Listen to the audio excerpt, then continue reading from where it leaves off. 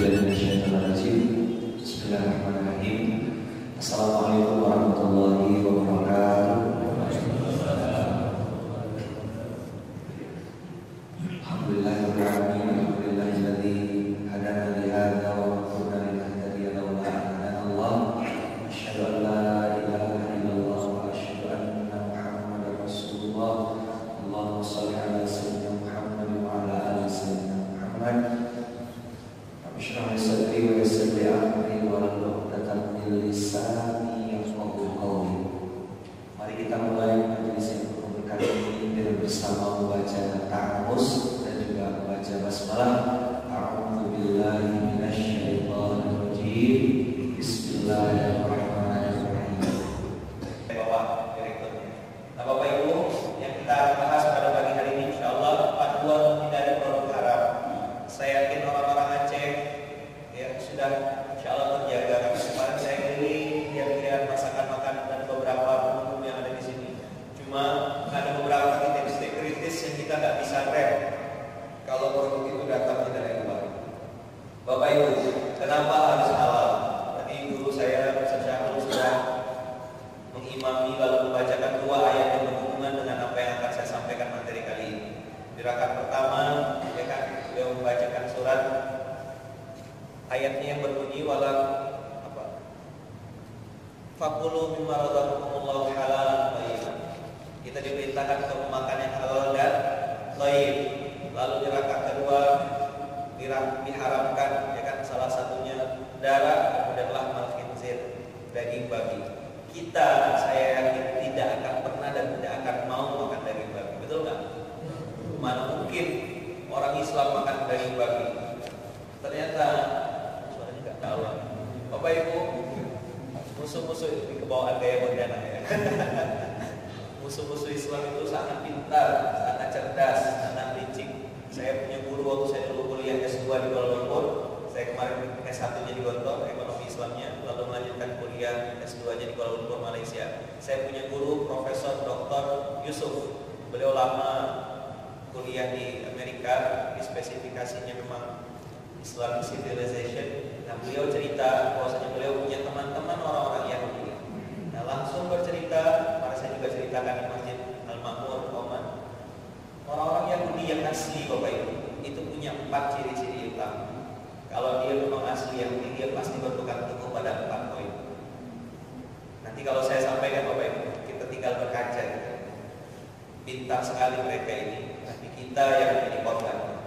1, orang-orang Yahudi itu, Bapak Ibu, tidak minum alkohol. Yang asli, tidak minum alkohol. Tapi mereka buat pabrik alkohol. Itu yang pertama. Semua, karena bagi mereka alkohol itu haram dan merusak. Mereka tahu itu merusak, mereka buat pabriknya merusak orang lain supaya mereka bisa jajan. Yang kedua, orang-orang Yahudi itu tidak merokok. Ya, saya kan nggak ada rokok. Sini nggak ada yang rokok kan? Nggak ada ya. Banyak nanti baru ya. Ya. Orang-orang Yahudi itu tidak merokok, tapi dia ciptakan pabrik rokok. Mati strike, Marlboro dan seterusnya, Philip Morris dan seterusnya, itu bagian dari skenario mereka. Yang ketiga, mereka tidak makan babi karena bagi mereka haram, dan mereka punya standar label halal tersendiri. Kalau kita kayak MUI, kalau di Aceh ini MPU, Majelis Permusyawaratan Ulama di Aceh. Kalau di mereka namanya kosher, KOSHER, itu standar halal menurut mereka. Bedanya kalau produk-produknya bukan sembelihan, misalnya minyak zaitun, coklat, kue, minuman, maka kita yang Muslim juga boleh meminumnya karena mereka tidak pakai alkohol dan tidak mengandung babi.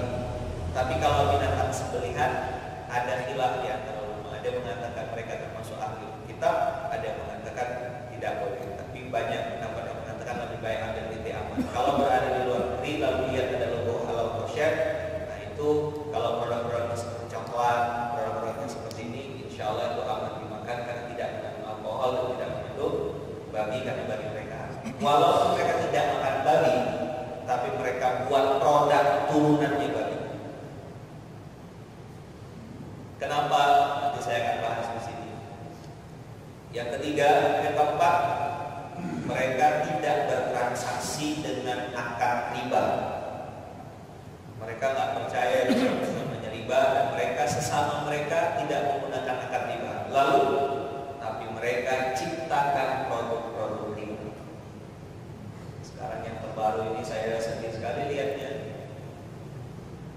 Semua bisa umroh. Di bawahnya umroh dulu, pulang baru bayar.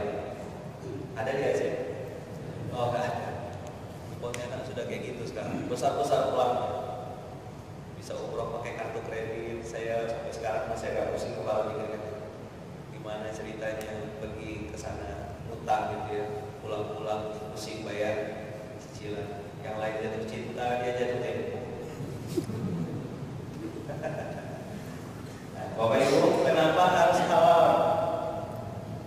Dalam Islam ada 3 huruf yang membuat kita berbeda dengan umat yang lain.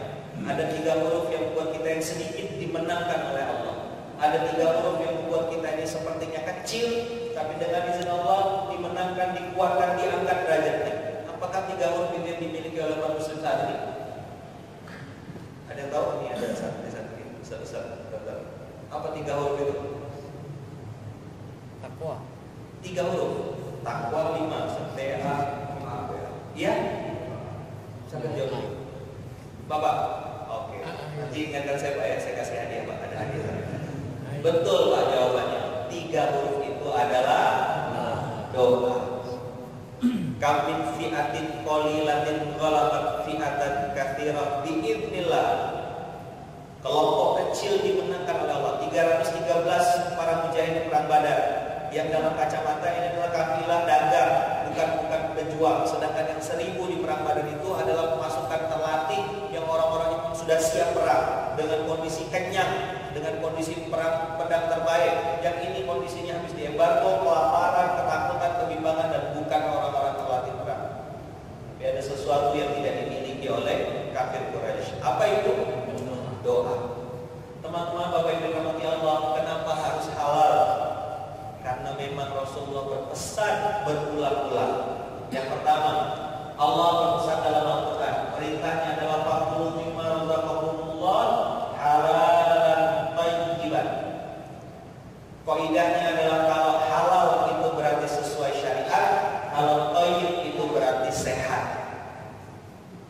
Saya sebutkan beberapa merek. Fried chicken yang ada itu halal, tapi tidak thayyib karena masuk kategori junk food. Kategori makanan, kalau di Amerika diistilahkan junk food, artinya makanan sampah karena memang tidak boleh terlalu sering mengkonsumsinya. Ada lagi produk-produk minuman-minuman yang botol tuh Bapak Ibu, yang ada warna hitam, ada warna hijau, ada warna merah, Bapak Ibu tahu ya? Nah, inisialnya Coca-Cola, 7up, ya inisial ya. Kemudian apa lagi? Halal nggak itu? Halal, tapi tidak thayyib karena tidak boleh terlalu sering minum karena mengandung pemanis buatan. Nah, perintah Qur'annya adalah fakulu mimma razaqakumullahu halalan thayyiban.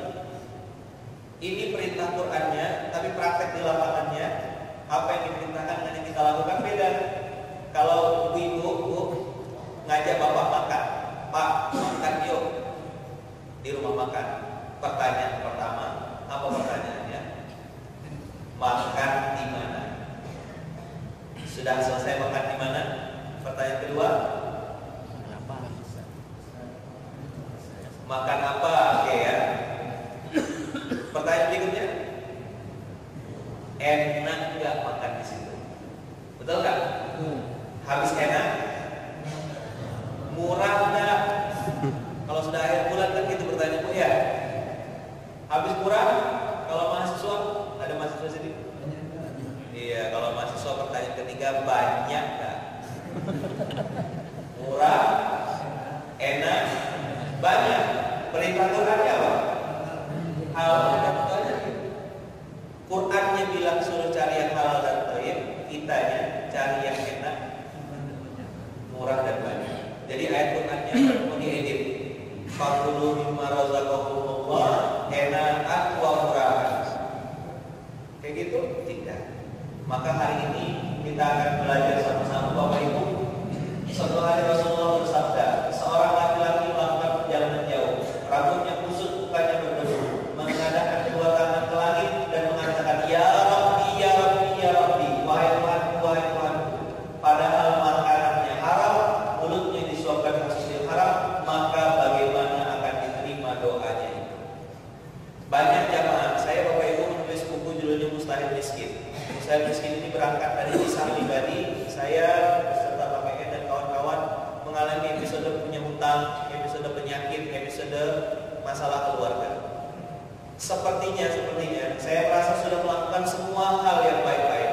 Ini yang akan saya sampaikan ini masuk dalam pilar dakwah pondok kami yang ke-6. Yang kelima, pilar dakwah yang kelima. Sepertinya sudah benar yang kita lakukan. Banyak jamaah yang curhat, Ustaz saya sudah hijrah, Ustaz saya sudah sedekah, Ustaz saya sudah sholat 5 waktu, Ustaz saya sudah pergi umroh, Ustaz saya sudah nolong orang, sudah bayar zakat. Tapi kenapa ya doa saya sepertinya belum dikabulkan Allah?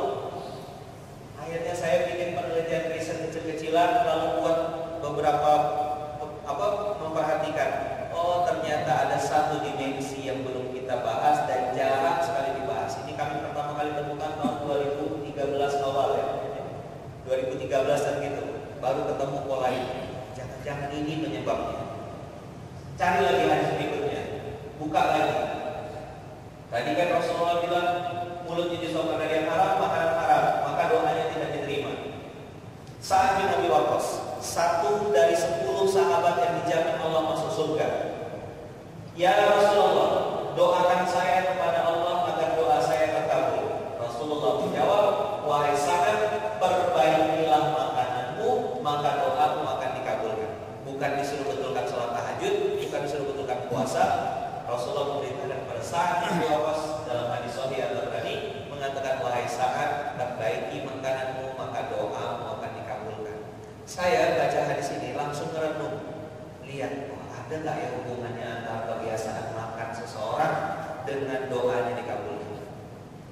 Nah, Bapak Ibu rahmati Allah, ada kisah true story salah satu jamaah kita yang dia datang curhat kepada kami. Dia bilang gini, Ustaz, saya punya anak, susah sekali dibangunkan subuh, susah sekali diajak sholat. Kalau kita ngomong dia suka bantah. Menurut Ustaz gimana ya baiknya? Lalu saya bilang sama beliau, karena waktu itu lagi hangat-hangatnya kita bikin riset tentang ini, saya lagi buat penelitian, lagi buat riset kecil-kecilan lah dengan beberapa jamaah. Saya langsung tanya, kakak, ibu biasa bawa makan keluarga di mana? Dia bilang, kami biasa pergi ke mall, makan di mall. Oke. Restoran apa yang biasa dimakan? Dia sebutkanlah satu merek restoran, ya kan? Itu franchise di seluruh Indonesia. Saya bilang, Kak, jangan-jangan ini penyebabnya. Langsung dia bertanya, memang apa hubungannya rumah makan dengan anak-anak? Kak, kakak tahu nggak di dalam restoran itu, saya bilang, menunya yang disajikan kepada kita itu mengandung alkohol, ada namanya arak merah. Nanti saya akan tunjukkan, namanya amciu. Amciu ini Kak menjadi bumbu atau bumbu masak wajib di restoran itu, karena tim saya bilang sudah masuk ke dalam dan sudah ngobrol, sudah tanya. Kalau customernya tidak minta dipisah, maka dia akan tetap masukkan amciu itu. Masalahnya, walaupun sudah dipisah, amciunya dimasak di kuali yang sama. Amciu itu kandungan alkoholnya 15-30%. Saya bilang, Kak, coba 1 bulan ini jangan pergi ke restoran itu, jangan makan di situ. Nanti setelah 1 bulan kakak datang lagi ke saya. Masya Allah, Bapak Ibu, tidak sampai 1 bulan, baru 2 mingguan dia sudah datang lagi, sudah lapor, bilang gitu, Ustaz, alhamdulillah terima kasih, semenjak kami sudah meninggalkan restoran itu, pelan-pelan anak-anak saya sudah mulai berubah. Kemarin saya ngomong di Masjid Koman, rezeki yang haram akan membuat anak keturunan cenderung kepada maksiat. Rezeki yang halal akan membuat si anak keturunan keluarga cenderung kepada amal soleh. Kenapa kok anak-anak kita mungkin bandel? Kenapa masalah keluarga belum selesai? Kenapa suami atau istri cenderung susah diajak untuk hijrah? Jangan-jangan penyebabnya adalah kita salah makan. Bapak Ibu rahmati Allah, insya Allah nanti kita akan belajar sama-sama dalam surat Al-Abasa, surat ke-80 ayat 20. Allah mengatakan, "Falyanzuril insanu ila ta'am." Maka hendaklah manusia memperhatikan makanan. Ini ada ustaz-ustaz dokter, kalau salah tolong dibetulkan. Ada guru-guru saya bisa bahasa Arab di sini. Kalau salah tolong dikoreksi saya. Fal yanzuril insan. Kata-kata nazoro itu beda dengan ro'a yaro.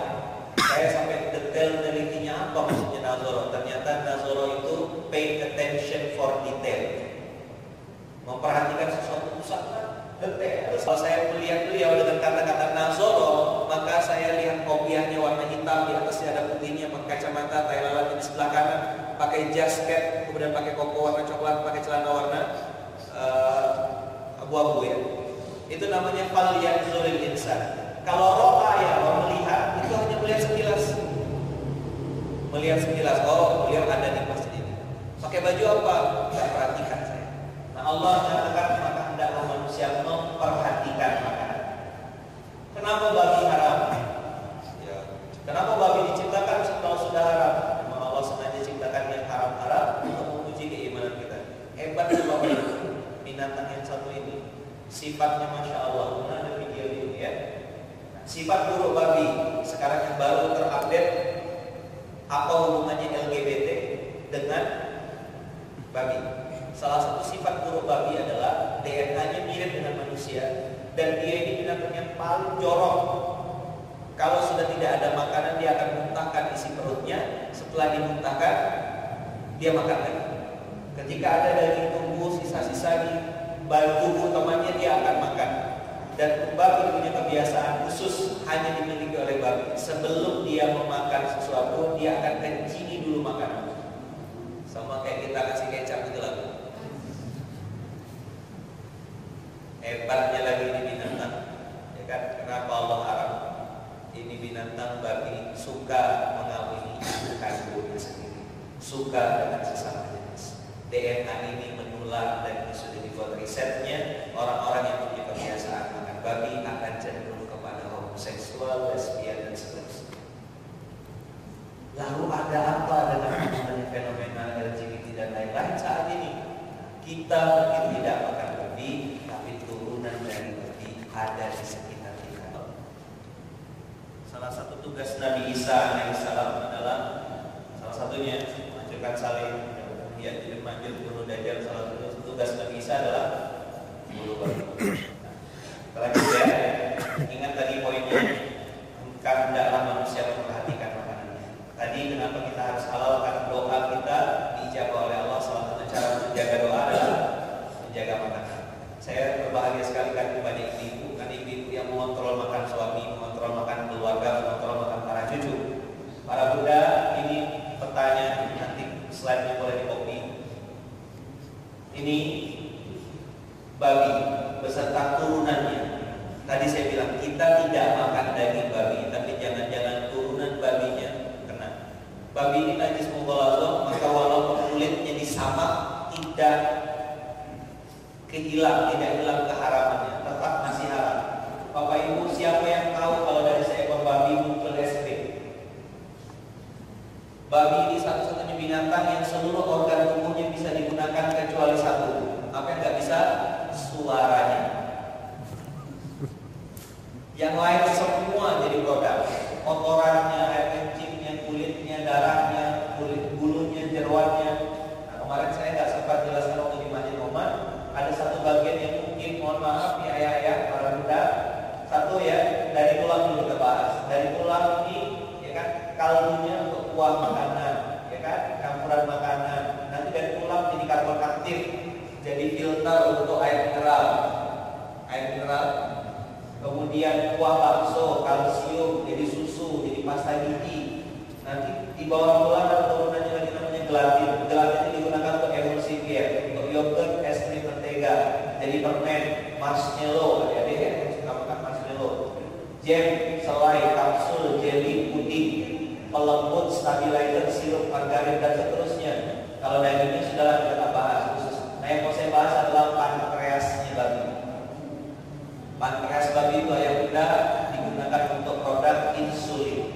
Yang ngomong sama saya dokter senior di Pontianak, beliau mengatakan Ustaz, 80% insulin yang beredar di pasaran itu terbuat dari insulin babi. Kenapa kok insulin babi? Karena insulin babi itu murah, mudah didapat, Yang ketiga, efeknya terhadap tubuh sangat cepat. Disuntikkan sekarang 10-15 menit sudah terasa dia disuntik. Masalahnya kita mungkin selama ini bukan tidak mau tahu, tapi kita tidak tahu. Maka ini mudah-mudahan nanti di Aceh bisa disebarluaskan dakwah ini, kampanye ini. Ada tim di Pontianak, partner kita, mitra kita di Pontianak namanya Muslim Indonesia, nanti bisa bermitra, bisa silaturahim. Saya kenalkan sama direkturnya supaya bisa juga bantu dan bantu sosialisasi program ini jauh lebih mudah karena mereka sudah ada buat bukunya, panduan menghindari produk. Bapak Ibu, ini daging babi. Hebatnya daging babi, oh ya belum selesai tadi, kulit. Kulitnya ini jadi sepatu, tapi kulit bagian dalam. Sepatu-sepatu kita, casing handphone dan lain-lain, hati-hati itu pakai kulit babi, apalagi kalau datang dari luar. Di kulit babi ini ada titik 3. Ini Allah ciptakan hebat Bapak Ibu, luar biasa. Daging babi itu tidak mungkin bisa hilang. Ciri khasnya pasti di kulitnya ada titik 3. Sehingga kalau kulitnya ini digunakan untuk sepatu dan lain-lain, dia pasti punya kesamaan. Bapak Ibu nanti pulang ke rumah cek ya. Biasanya kami kalau sosialisasi ini pulang-pulang kalau jamaahnya ketangkap basah sepatunya dari kulit babi, langsung kita bawa, kita angkut, kita sita, pulangnya jalan kaki. Casing handphone, ikan pinggang, ada jamaah kita tuh sepatunya 28 juta, merek Bali, BALLY, belinya di luar negeri kan. Ini sepatu nyaman sekali dipakai. Begitu kita cek kulit babi, akhirnya dia jual langsung istighfar. Masya Allah, 28 juta yang saya pakai selama ini ternyata kulit babi. Ke kantor pakai kulit babi, ibu pergi ke majelis taklim pakai jilbab syar'i bawahnya kulit babi. Aduh, babi ini memang kita kemana-mana. Minuman, maka saya sudah ngomong air mineral yang ada Bapak Ibu, pastikan ada logo halalnya. Karena apa? Karena minuman itu berpotensi haram. Di mana potensi haramnya? Filternya. Airnya tidak dimasak, dibeli, lalu difilter. Nah, filter itu Bapak Ibu ada 2. Yang pertama terbuat dari arang. Dia judulnya sama, karbon aktif. Karbon aktif ini fungsinya Bapak Ibu untuk memfilter air tadi, memberikan rasa dan lain-lain. Karbon aktif itu terbuat dari 2 bahan baku besar. Yang pertama adalah arang yang terbuat dari pohon ataupun tempurung kelapa. Yang kedua, karbon aktif ini bisa terbuat dari tulang babi. Tadi kita sudah lihat diagramnya. Maka pesan saya kalau cek minuman air mineral pastikan ada logo halalnya.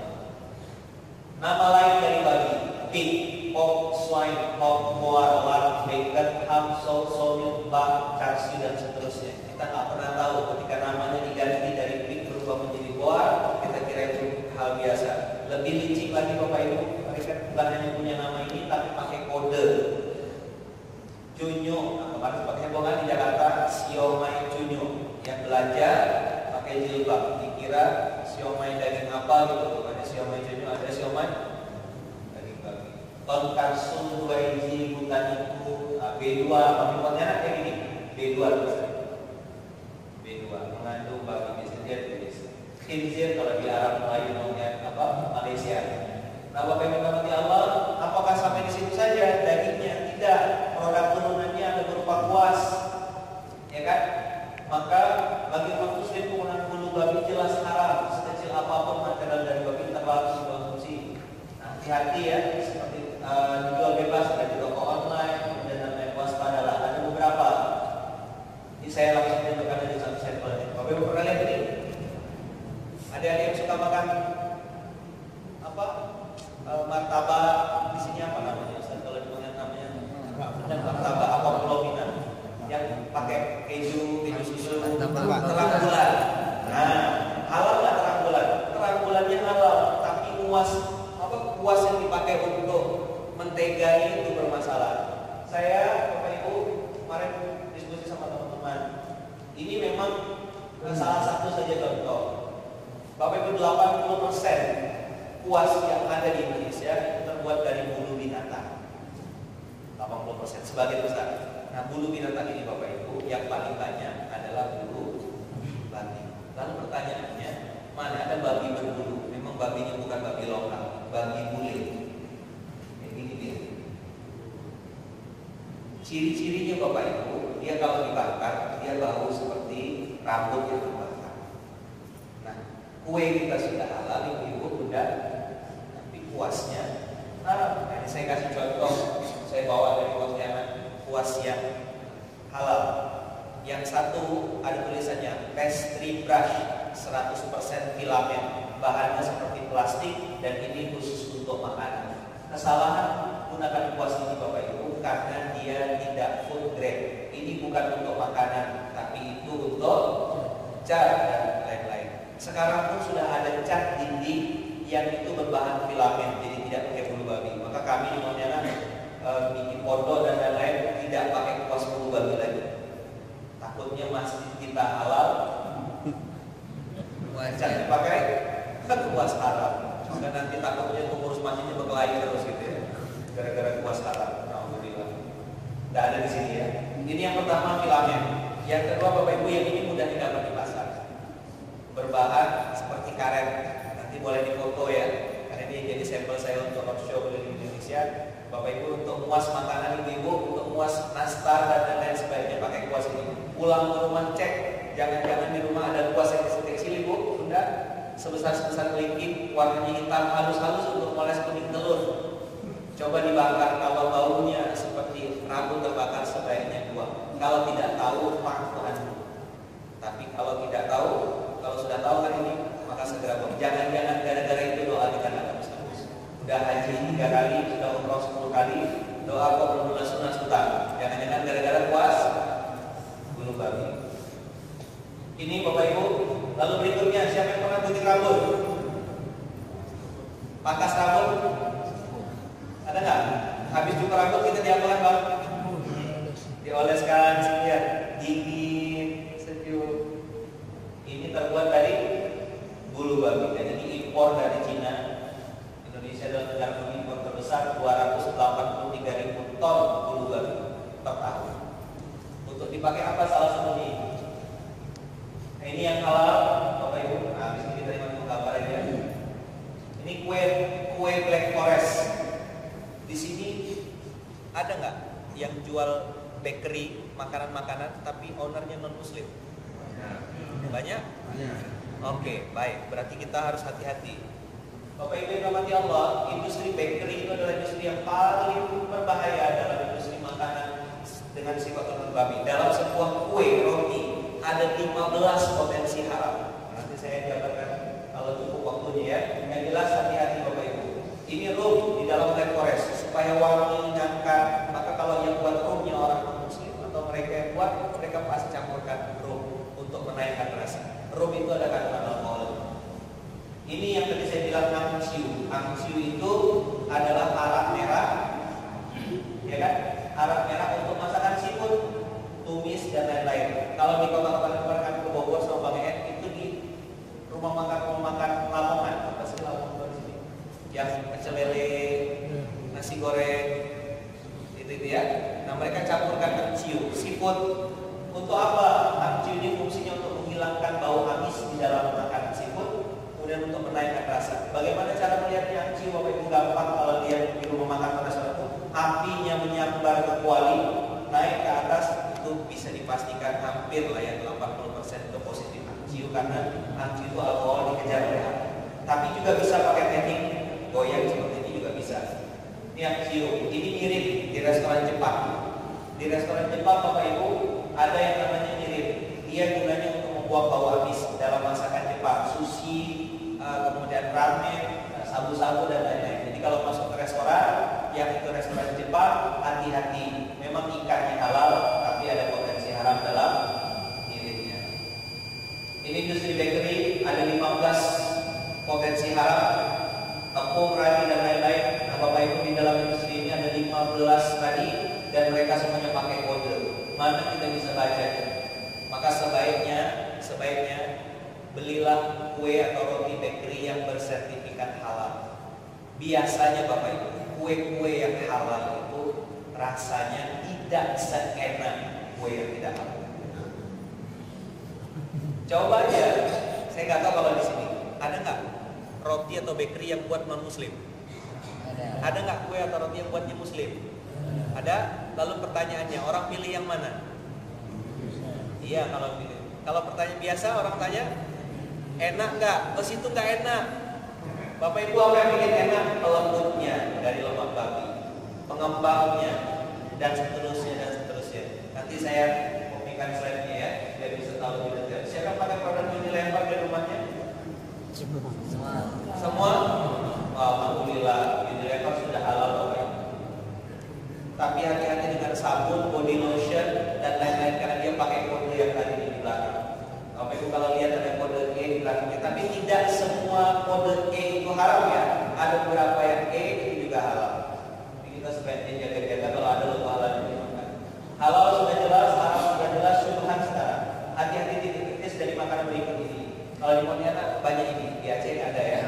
Video ini potensi haramnya di lemaknya, jadi dia menggunakan tepung terigu memang, tapi untuk melicinnya pakai minyak babi. Kenapa? Pasti lebih kenyal, lebih lembut, tahan lama dan tidak mudah basi. Kita sudah buktikan sudah bikin riset. Lambat aja dirawat atau disimpan kulkas langsung basi minyak. Tapi kalau pakai minyak babi dia bisa tahan 2-3 hari sampai 1 minggu. Dimakan itu lebih. Dan sifat buruk dari turunan minyak babi ini membuat ketagihan, punya sifat adiktif. Ada seorang pastor masuk Islam lalu bilang sama saya, Ustaz tolong sampaikan ke seluruh Indonesia, jangan sampai umat muslim makan sedikit pun dari babi atau minyak atau turunannya, karena sekali sudah masuk ke tubuh dia akan membuat ketagihan. Ini kita dalam rangka kehati-hatian menjaga.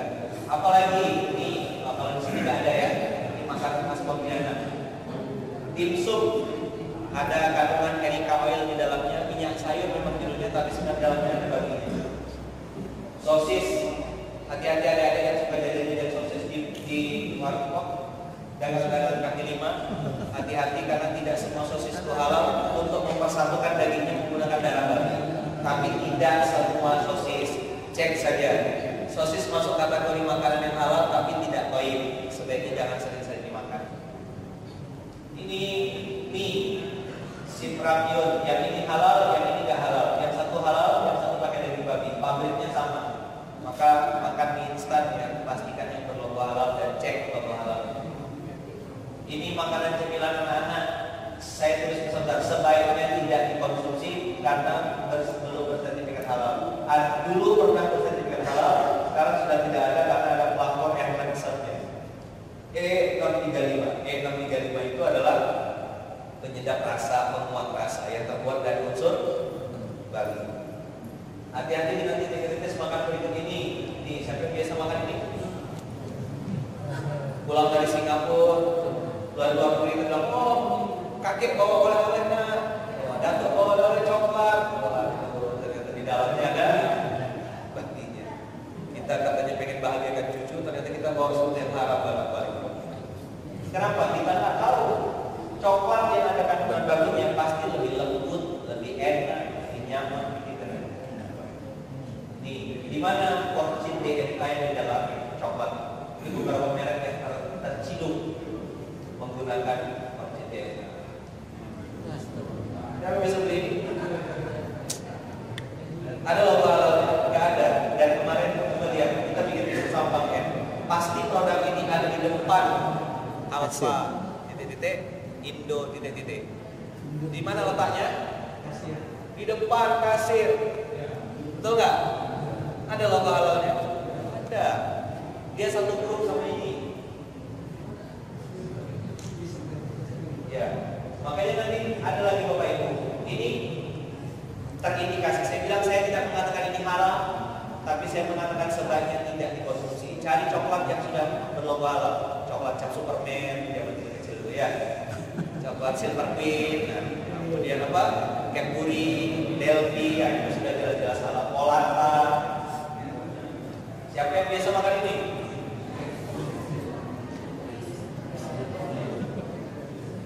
Sering gak kita makan? Pernah makan? Saya ketemu sama ibu-ibu kemarin di Gorontalo, jilbabnya panjang sekali. Ini bukan bagi Bapak Ibu, tapi ada kandungan terindikasi alkohol. Saya katakan sebaiknya tidak dikonsumsi karena belum bersertifikat halal. Di Malaysia, di Indonesia, di mana? Dan ini pun posisinya selalu di depan, betul nggak? Ada lagi permen yang terkenal Pagoda, dengan Pagoda? Nah itu juga nggak ada. cola, permen orang Eropa itu, permen herbal katanya.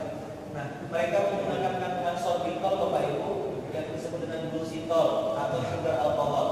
Alkohol ini Bapak Ibu poliluhu wa katiruhu sawa. Mau akan sedikit atau banyak, ini di sekeliling kita nggak bisa kita tahan di Aceh. Mereka masuk aja. Kita yang harus jaga diri kita supaya tidak. Syukur-syukur kalau saya ditegakkan tidak boleh ada masuk produk yang haram di bumi Aceh. Wah, keren sekali. Gubernur langsung bikin SK, difilter semuanya kayak di Saudi Arabia. Nanti Indonesia copy paste polanya. Kami Pontianak siap support, siap dukung aja. Adik-adik yang suka makan ini, waktu lebaran banyak nggak? Banyak nggak lebaran? Baru tahu nggak ini dibuat dari apa? Ini dibuat dari gelatin.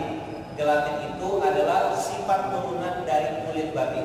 Saya mau tunjukkan videonya, tapi kalau Bapak Ibu nanti ini ada videonya durasi 1 menit. Mau lihat? Mau? Serius mau lihat? Masih ada waktu? Baik. Siap-siap ya. Ini videonya video mundur Bapak Ibu. Dari mulut kita, atasnya ada gula-gula, coklat, manis ya kan? Bagaimana proses pembuatannya dari pabrik? Dia diproduksi video mundur. Dari mulut kita tadi dikasih sirup, videonya nggak putus.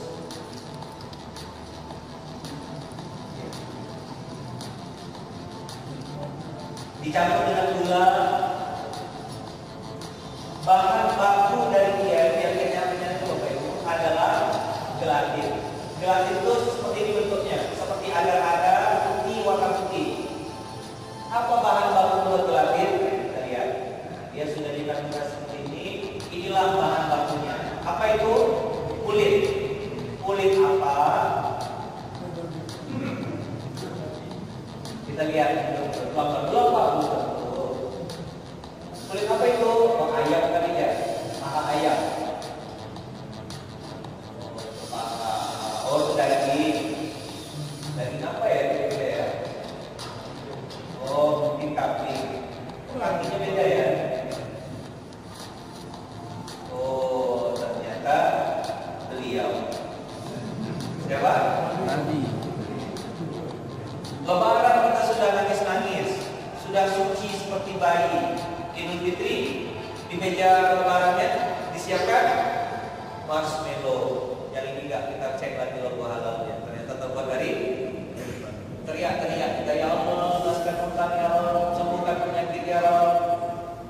Bawa yang punya penyakit makan obat kapsul itu dari cangkang yang terbuat dari gelatin babi, sama bahan bakunya, agar-agar, kuning dan lain-lain. Maka adik-adik, kalau kami di Pontianak mulai dari adik-adik anak-anak kecil, anak-anak kami sendiri, kalau mau makan mau apa-apa ke supermarket, cek logo halal. Ini tadi roti yang saya bilang, depannya J, belakangnya O, sudah disimpan 8 bulan masih awet. Salah satu pengawet yang membuat roti itu kuat Bapak Ibu adalah tepung yang digunakan. Nah, tepung yang bagus untuk melembutkan, membuat enak, salah satu bahan bakunya dicampur dari rambut manusia. Boleh nggak kita makan rambut manusia? Nggak boleh, tapi kalau sudah jadi tepung, sudah jadi roti, yang penting kan enak. Makanya dakwah kita bersama harus mulai dari masjid. Jaga makanan, jangan asal enak, tapi cek logo halalnya. Sudah Bapak Ibu? Nih, poin cek logo halalnya. Ini halal Indonesia. Kalau di Aceh berarti MPU, Majelis Permusyawaratan Ulama. Ini logo halal Brunei Darussalam, logo halal Singapura, logo halal Filipina, logo halal Malaysia. Ini logo halal Jepang, Cina, ini Taiwan, ini Korea, dan ini Thailand. Bapak Ibu rahmati Allah, Filipina adalah negara dengan komunitas 95% Katolik, tapi hari ini memproduksi paling banyak produk-produk halal.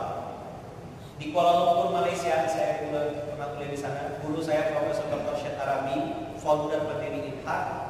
Beliau juga rektor kampus waktu saya kuliah di sana. Beliau mengatakan, kalau di Kuala Lumpur di Malaysia mengurus sertifikat halal itu Bapak Ibu 300 ringgit saja, atau kurang lebih 1 juta. Tapi kalau ada rumah makan mencantumkan tulisan halal tapi ternyata dalamnya haram, dendanya 3 juta ringgit atau kurang lebih 9 miliar.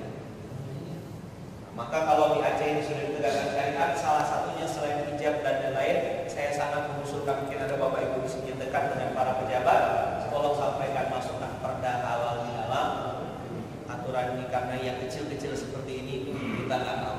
Mudah-mudahan silaturahmi ini bermanfaat. Apa yang saya sampaikan ini ada manfaatnya. Terima kasih banyak. Mohon maaf mengambil waktunya lebih dari 10 menit. Mudah-mudahan lain waktu kita bisa ketemu. Insya Allah saya nanti dengan Pak Menket Kamira akan melanjutkan lagi seminar jam 8 nanti di Aula Dinas Pendidikan. Ada seminar Hijrah Day. Buat Bapak Ibu yang punya waktu silakan datang. Kita akan bercerita tentang proses hijrah, dari mana mulai proses hijrah itu. Yang benar datang dari Allah, yang salah datang dari saya pribadi. Mohon dibukakan pintu maaf yang seluas-luasnya. Saya berdoakan semoga Bapak Ibu semuanya yang punya penyakit diangkat Allah penyakitnya, yang sedang sempit dilapangkan, yang sedang susah dibahagiakan, yang punya masalah semoga masalahnya diselesaikan oleh Allah, yang sedang punya masalah dengan hutang dan riba semoga Allah bebaskan dari hutang dan bebaskan dari riba. Allah bukakan pintu rezeki yang halal, yang baik, yang berkah, yang baik, yang banyak. Hidup tenang, bahagia, penuh berkah. Semoga kita semuanya ditakdirkan Allah mempunyai anak cucu keturunan yang soleh solehah, dijauhkan dari fitnah binatang yang satu ini. Ala dunia solehah. Al-Fatihah.